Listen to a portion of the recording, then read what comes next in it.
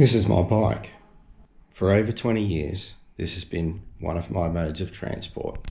In the early 2000s, and I lived close to the airport I worked, I used to ride this bike to and from work. Back then, I was in my 20s. Now, I'm in my 40s. The 20-year variation in fitness levels that I've had over that time.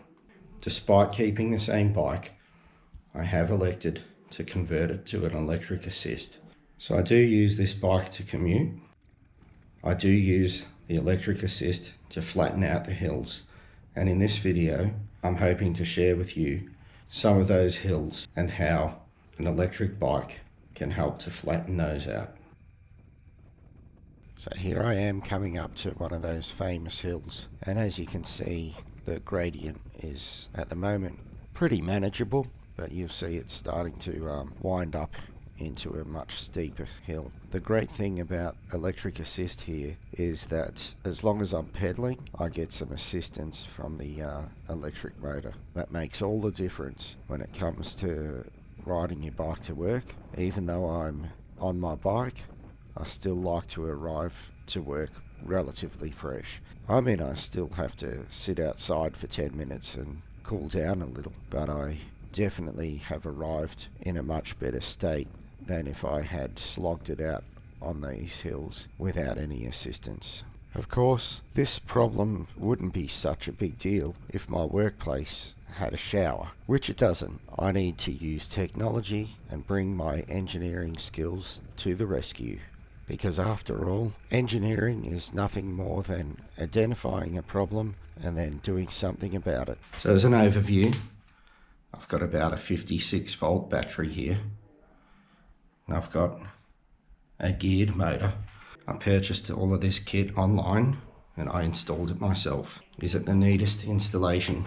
No. Does it meet the design brief of helping me to flatten out the hills on my way to work? Yes, it does.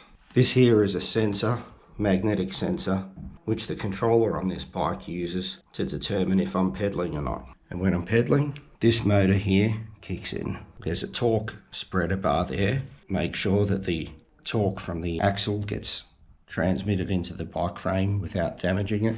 You'll see on the screen there, when I hit the brakes, a warning light pops up. The drive to the motor is immediately disconnected, ensuring that there's no interference with braking, the most important thing of any moving vehicle. Take a look now at how the electric assistance of this bike helps to make moving up this steep hill a complete breeze.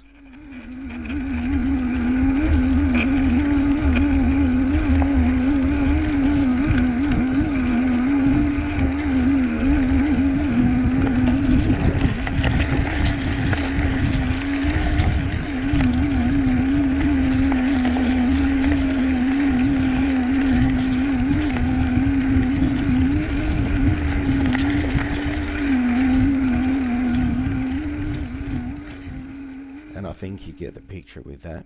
Anyway, I think that's enough waffle for me today. Thanks for spending this few minutes with me as I shared my experience with my e-bike. I hope you enjoyed or got something out of it. Until next time, see you later.